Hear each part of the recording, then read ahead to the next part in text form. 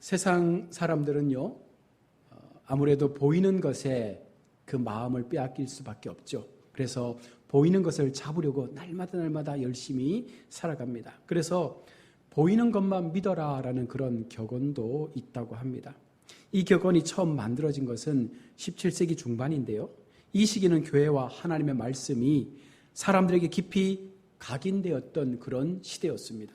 그런데 사람들의 마음은 보이지 않는 것에 대한 관심과 소망에서 보이는 것으로 이미 옮겨가고 있었던 것이죠. 보이지 않는 하나님 나라의 소망에서 이제는 보이는 것, 내가 손에 잡을 수 있는 것에 그 마음이 움직이기 시작한 것입니다. 그래서 오늘 본문에서 사도 바울은 선포합니다. 우리가 주목하는 것은 보이는 것이 아니요 보이지 않는 것이니 보이는 것은 잠깐이요 보이지 않는 것은 영원함이라. 성경은 분명히 보이는 것은 잠깐이라 말합니다. 그리고 보이지 않는 것은 영원하다라고 말씀을 하고 있습니다. 자, 그런데 사람들은요, 보이는 것만 믿어라. 보이는 것이 믿을 만한 것이다라고 그렇게 이야기합니다. 이 두 가지를 우리가 종합해 보면 잠깐 동안 있게 될 것일지라도 그것을 붙잡아야 한다는 것이죠. 잠깐의 인생을 살아간다 할지라도 그 속에서 우리는 보이는 것을 붙잡는 삶을 사는 것이 옳다라고 말을 하고 있는 것입니다. 그게 더 가치 있는 것이고 더 좋은 일이라 말을 하는 것이죠. 어쩌면 성경과 전혀 상반되는 삶을 우리는 어쩌면 살아가고 있는지 모릅니다. 우리는 말합니다. 보이지 않지만 오래 가는 것, 그게 뭔데? 그런 게 어디 있어? 난 그런 거 안 믿어. 나는 눈에 보이는 것만 믿을 거야. 이렇게 사람들은 말을 합니다. 오늘을 사는 지금 우리에게 여러분 보이는 것이 무엇입니까? 무엇보다 돈과 권력입니다. 이 돈과 권력이 합쳐지면 불가능한 것이 없습니다. 모든 것을 해낼 수 있는 것처럼 보여지죠. 그래서 우리는 눈에 보이는 그 돈과 권력을 붙잡기 위해서 얼마나 아둥바둥 살아가는지 몰라요. 요즘 정치권을 보십시오. 요즘 경제를 보십시오. 수많은 사람들이 어쨌든 그것을 붙잡기 위해서 그렇게 애를 쓰며 살아가지 않습니까? 요즘은요, 우리의 시각을 자극하는 각종 미디어를 통해서 우리 스스로를 어필하는 시대라고 말합니다.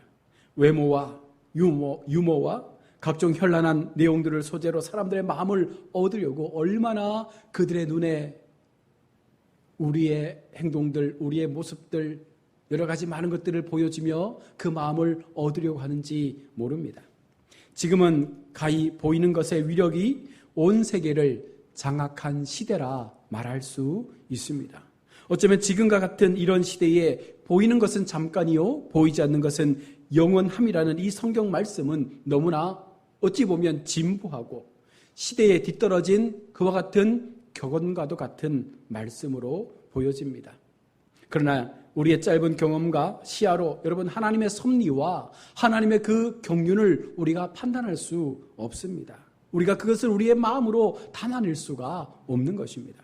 우리가 어렴풋이 느끼는 대로 세상은 보이는 것이 전부가 아닙니다. 그것은 성경이 우리에게 가르쳐준 그대로입니다. 우리의 주인공 크리스천은요, 오늘도 철로 역정의 세계에서 해석자의 지도하에 열심히 배우고 있습니다. 성령님을 상징하는 해석자의 집에서 크리스천은 성령께서는 성도들을 목사에게 이끄셔서 하나님을 향해 나아가도록 인도하셨고 율법으로 해결받을 수 없는 이 구원의 문제를 복음을 통해서만 해결할 수 있다는 것을 가르쳐 주고 있습니다. 율법과 행위로는 그 누구도 깨끗해질 수 없다라는 것입니다. 또한 누구도 율법과 행위로는 구원을 받을 수도 없다는 것입니다. 그러기에 여러분 분명히 기억해야 합니다. 내가 하나님을 믿고 예수님 앞에 나오지만 여러분 그렇게 열심히 나의 행위로 구원을 얻는 것이 아닙니다. 하나님의 전적인 은혜만이 우리를 구원으로 이끌어낼 수 있는 것입니다. 자, 그리고 이제 해석자는요, 크리스천의 손을 잡고 아주 작은 방으로 이끌고 갑니다. 방 안에는 두 어린 아이가 앉아 있습니다. 나이 많은 아이의 이름은 욕망이라는 아이고 또 다른 한 아이는 인내라는 아이입니다. 욕망이라는 이름의 아이는 왠지 모르게 불만이 가득 차 있는 그런 표정으로 계속해서 뭔가 자꾸만 자신의 욕망을 들춰내려고 합니다. 인내는 매우 침착하고 조용한 분위기의 모습으로 그렇게 앉아 있습니다. 크리스천이 해석자에게 묻습니다. 욕망이 저렇게 불만스러워한 이유가 무엇입니까? 두 아이는 내년 초에 매우 귀한 장난감을 주겠다는 어떤 분의 약속을 받았습니다. 인내는 차분하게 기다리고 있는 것에 비해서 욕망은 지금 당장 선물을 받고 싶다라는 그 마음에 골이 잔뜩 나 있는 것입니다.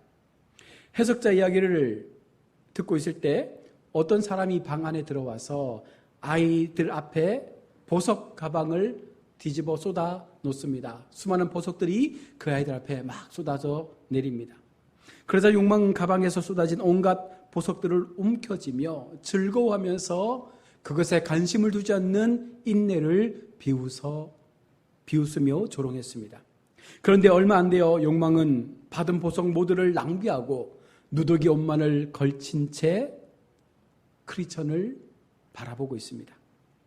다시 한번 크리스천이 해석자에게 이 상황의 설명을 요청합니다. 해석자는 말합니다. 이 두 아이는 상징적인 인물입니다. 욕망은 이 세상의 사람이며 인내는 다음 세상의 사람을 의미합니다. 욕망은 지금 당장 좋은 것을 이 세상에서 가지려고 애를 쓰고 있습니다. 그러므로 욕망은 기다리지 못하고 당장 좋은 것을 가지고 싶어하는 지금 현재 사람들의 그 욕심을 반영하고 있는 것이고, 그들은 내년까지, 즉 다음 생애가 올 때까지 손에 지는 것을 놓치지 않고 그것을 붙잡기 위해 애를 쓰며 달려가는 그와 같은 사람들을 의미하는 것입니다. 이들의 마음을 반영하는 속담이 있는데요. 손에 잡은 한 마리의 새가 숲에 있는 두 마리의 새보다 가치가 있다. 지금 내 손에 잡고 있는 이 한 마리의 새가 저 숲속에 있는 두 마리의 새보다 훨씬 더 가치가 있다고 믿기 때문에 숲속에 있는 새를 바라보지 않는 것이죠. 지금 당장에 내 손에 쥐고 있는 그 새가 귀중한 것이라 믿는 것입니다. 그들에게 있어서 다음 생애의 복락에 대한 하나님의 약속과 말씀보다 지금 나의 삶이 훨씬 더 가치 있다라고 믿는 이와 같은 모습들이 지금 바로 욕망의 모습 속에 비추어져 있는 것입니다. 자, 그런데 원하는 것을 손에 지금 당장 움켜쥐었다고 하지만 보신 것처럼 욕망은요, 그 모든 것들을 순식간에 낭비해버리고 이제는 아무것도 없는 빈털터리의 신세가 돼버리고 말았습니다. 이 세상의 물질에만 눈이 어두운 사람의 운명은 이 욕망과 다를 바 없다는 것이죠. 우리 인생이 그렇지 않겠습니까? 무언가 쫓아가야 하는데 그 쫓아감이 하나님이 아니라, 하나님의 소망이 아니라, 하나님의 그 구원의 은혜가 아니라 세상의 욕망이라면 어느 순간 우리는 빈털터리로 마지막 죽음을 맞이하는 우리 자신을 보게 되는 것이죠. 여러분, 인생 가운데 모두가 죽음을 맞이하고 그 죽음의 끝에서 어느 누구도 내 손에 동전 한 푼도 들고 우리는 그 죽음의 길을 건너지 못한다는 거예요. 아무것도 가지지 못한 채 빈손으로 우리는 그 길을 가야 하는 것입니다. 이 이야기를 들으며 크리스찬은요, 이렇게 결론을 내립니다. 인내가 욕망보다 훨씬 더 지혜롭다는 것이죠. 그 이유는 인내는 가장 좋은 것을 넉넉히 기다렸으며 정욕에게 누더기 옷밖에 남지 않았을 때 그는 자신의 영광을 취할 것이기 때문입니다. 이 두 가지의 의미를 깨달은 크리스천은요, 오늘 우리에게 동일한 깨달음을 주고 있는 것입니다. 여기 해석자가 한 가지 더 추가합니다. 이 세상의 영광은 순식간에 없어지는 반면에 다음 세상의 영광은 결코 사라지지 않는 영원한 영광이라고 우리 가운데 분명히 말씀을 하고 있습니다. 욕망이 지금 당장은 좋은 것 가졌기 때문에 훨씬 더 우리의 인생보다 좋은 것처럼 보여지겠지만, 성공한 사람들처럼 보여지겠지만 그 순간은 오래 가지 않는다는 것입니다. 인내는 나중에 좋은 것을 얻게 될 것이고 그 뒤에는 아무도 없기에 그 모든 영광이 영원히 함께 할 것이라는 사실을 우리는 분명 기억하며 하나님께서 말씀하시는 그 길을 걸어가야 합니다. 따라서 오래 가게 될 것을 구하고 바라고 기대하는 것이 잠깐 지속되고 곧 사라져버릴 것을 원하는 것보다 훨씬 더 지혜롭고 현명하다는 것을 우리는 기억하며 살아야 합니다. 그럼에도 불구하고 욕망을 우리가 비판하지만 우리의 모습이 어쩌면 욕망과 전혀 다를 바가 없어요. 지금 당장이라도 내 손에 무언가 쥐어질 것이 있다면 우리는 그것을 붙잡고 놓치지 않기 위해서 얼마나 애쓰는지 모릅니다. 이것이 사라질까 싶어서 얼마나 불안해하는지 몰라요. 잠깐 있다 사라져버릴 세상의 것들과 우리의 육적인 욕망은 서로가 서로를 끌어당기는 혈육과도 같기 때문에 이것을 이기는 것이 매우 어려운 거예요. 마음을 비운다는 것, 그 욕망으로부터, 그 욕심으로부터 내 마음을 내려놓는다는 것이 얼마나 힘들고 어려운 선택인지 모릅니다. 보이지 않는 것을 기대하며 보이는 것을 거부하고 포기하는 것은요, 매우 어렵습니다. 육을 이기는 것은 오직 성령의 역사임을 깨달아 성령의 도우심을 의지해야 합니다. 그래야 우리는 이 모든 육신의 욕심들을 이길 수 있는 거예요. 나의 의지, 나의 마음, 나의 자각으로는 절대로 이것을 이길 수 없어요. 그래서 하나님 앞에 기도하며 성령님의 은혜를 구하는 것입니다.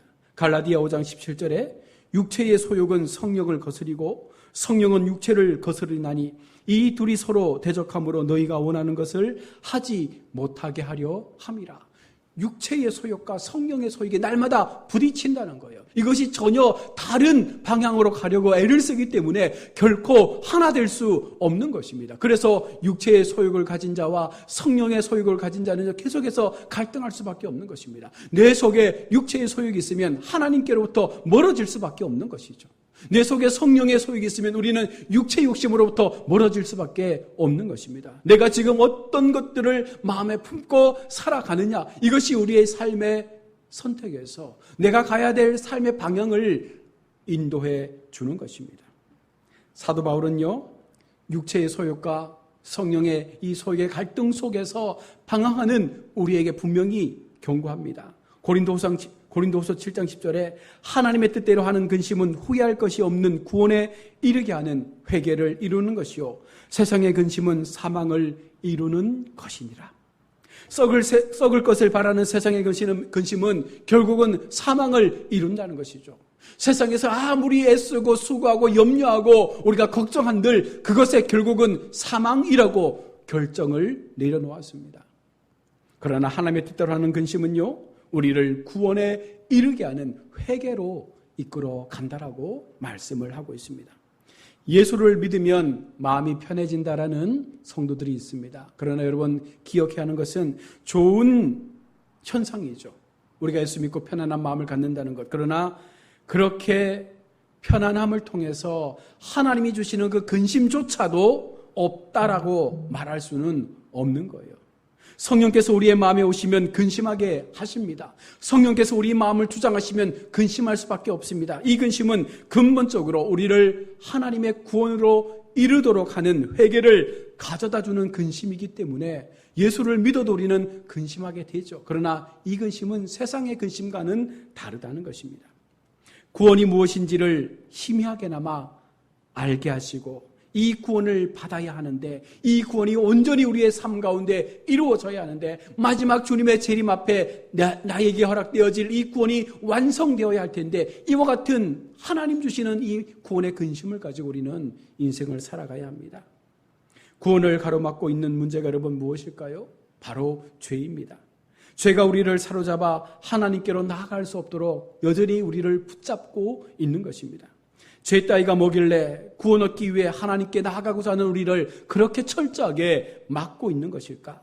죄는 우리에게 바로 하나님께로 나아갈 수 없는 엄청나게 큰 벽을 쌓고 있는 거예요. 죄는 하나님의 법을 순종함에 부족한 것 혹은 하나님의 법을 어기는 것이 바로 죄잖아요.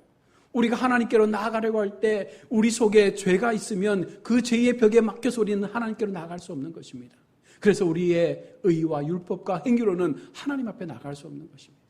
우리는 철저하게 하나님 주시는 은혜, 그 성령의 은혜를 통해서 우리는 하나님께로 나아가고 그 속에서 길을 찾고 그 속에서 하나님이 내게 주시는 그 구원의 사랑을 기억하며 우리의 시간들을 살아가야 합니다.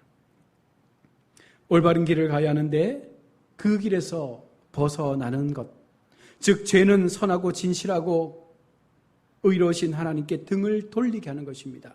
자기 자신과 세상의 즐거움과 만족을 구하며 그렇게 사람의 모든 것을 좋아하며 살아가는 인생을 말합니다.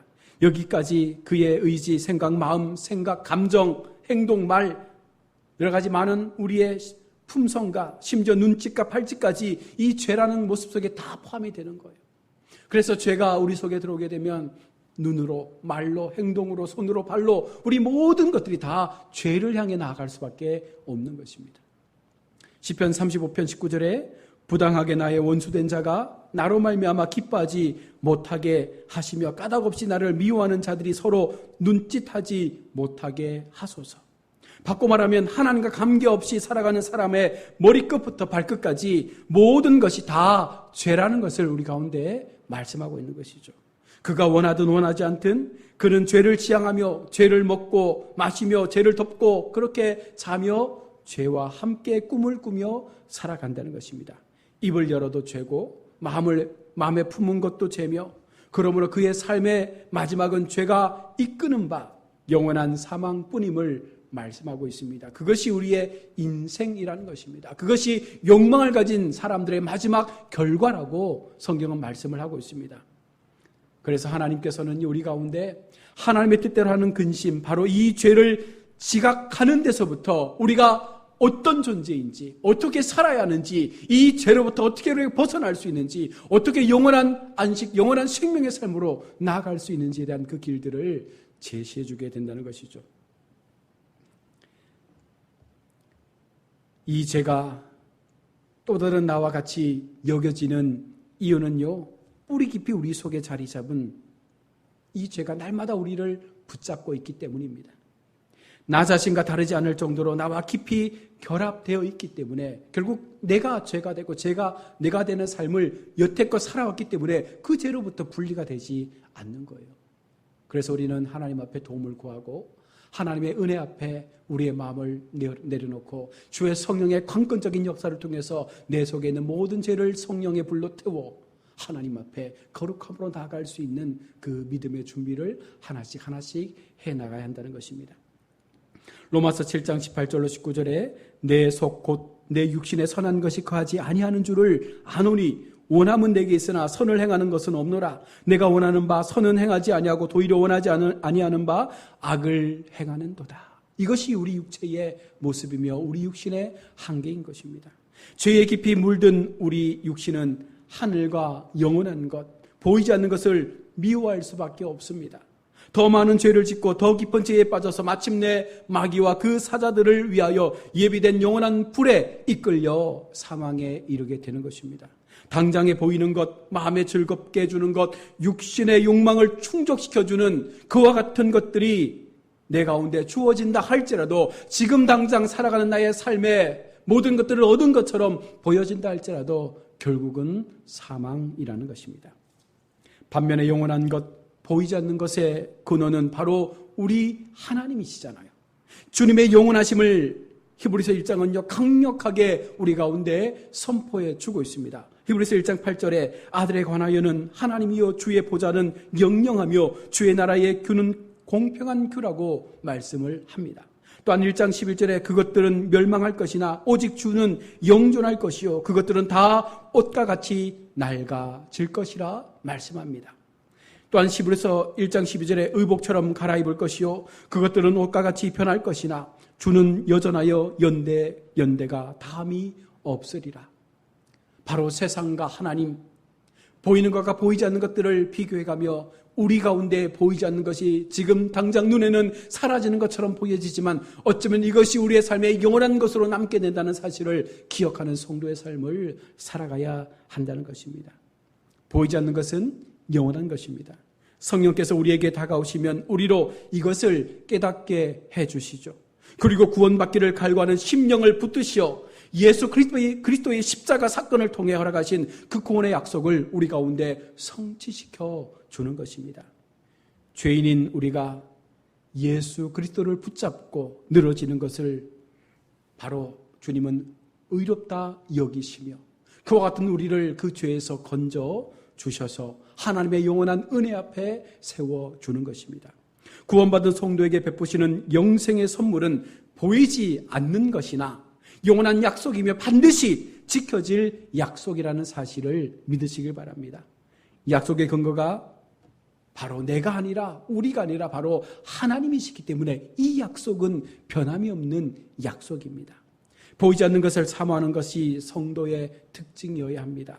성도는 하나님의 백성된 자의 삶을 통해서 땅의 것, 세상의 것, 보이지 않는 것, 욕망과 육신의 소원을 이루는 것을 구하거나 탐하지 않습니다. 예전에는 보인 것을 갈구했고 예전에는 나의 욕심을 따라 살아왔지만 그것이 나에게 가치였고 소망이었고 기대였고 바람이었고 계획이었고 비전이었지만 이제는 그 모든 것들을 배설물처럼 여겨버리는 사도 바울처럼 우리에게도 그와 같은 마음을 가지고 이제는 오직 보이지 않는 하나님 그 영적인 것에 우리의 마음을 집중할 수 있을 때 우리는 영원한 나라를 소유할 수 있게 되는 은혜를 얻게 되는 것입니다. 여러분, 지금 내가 원하는 것이 무엇인가? 지금 내가 간절히 바라는 것이 무엇인가? 지금 내가 정말 하고 싶은 것이 무엇인가? 내 소망이 지금 무엇인가? 우리는 날마다 이 질문을 통해서 내가 지금 무엇을 원하고 있는지, 나의 삶을 통해서 내가 진정으로 얻고자 하는 것이 무엇인지 우리가 바라보면서 정말 내가 하나님을 사랑하는지를 우리가 살펴보아야 합니다. 우리 마음 가운데 한편으로 하나님을 사랑한다 말하지만 우리 육체적 삶이 하나님과의 관계에서 멀어지는 삶을 살고 있다면 그 속삭임은 거짓된 속삭임이 될 수밖에 없는 것입니다. 지금 여러분은 인내처럼 차분하게 보이지 않는 것에 대한 그 주님의 약속을 기대하며 그렇게 살아가고 있습니까? 아니면 욕망처럼 당장 좋은 것을 얻고 싶어서 툴툴대며 조금이라도 뭔가가 있으면 그것을 내 손에 쥐고 낭비하는 그와 같은 마음을 가지고 탐욕과 욕망의 삶을 살아가고 있습니까? 혹 나는 겉으로는 보이지 않는 것을 사모하며 사모하는 척하며 속으로는 내 안에 있는 죄의 법, 사망의 법을 따라 육신의 것만을 추구하고 살아가고 있는 것은 아닙니까? 하나님은 우리의 마음을 감찰하시고 살피시는 분입니다. 우리의 마음을 너무나 깊이 아시는 분이에요. 나의 삶의 행위, 나의 믿음의 모습, 내가 생각하는 것, 꿈꾸는 것, 내 삶 가운데 내가 날마다 기억하며 살아가는 그 모든 것들을 하나님께서 살피시고 있습니다. 하나님을 속일 수 없는 것입니다. 바라기는 보이는 것에 대한 마음과 욕망을 우리가 무찔러버리는 성령의 오심을 통해서 성령의 그 갈망함을 통해서 우리 속에 있는 그 모든 죄의 부분들을 털어버리고 이제는 전심으로 보이지는 않지만 그것이 나에게 영원한 소망이 됨을 믿으며 마지막까지 하나님과 동행하기를 바라는 마음으로 이 믿음의 정을 걸어가는 우리 성도들이 될 수 있기를 원합니다. 디모데전서 6장 15절로 16절의 말씀을 읽으며 오늘 말씀을 맺겠습니다. 기약이 이르면 하나님이 그의 나타내심을 보이시리니 하나님은 복되시고 유일하신 주권자이시며 만왕의 왕이시며 만주의 주시오 오직 그들에게만 죽지 아니함이 있고 가까이 가지 못할 빛에 거하시고 어떤 사람들도 보지 못하였고 또 볼 수도 없는 이시니 그에게 존귀와 영원한 권능을 돌릴지어다. 우리가 바라보는 하나님, 우리가 소망하는 하나님, 우리가 믿는 하나님, 바로 그분이 이와 같은 하나님이심을 믿으며 마지막까지 비록 내 손에 잡을 수 있는 것들이 없는 것처럼 보여지지만 그 보이지 않는 것들을 소망하며 마지막까지 하나님께서 말씀하시는 소망의 나라, 하나님 말씀하시는 그 은혜를 우리가 기억하며 끝까지 그 걸음을 걸어가시는 우리 모든 복된 성도님들 다 될 수 있기를 주의 이름으로 축원합니다. 아멘.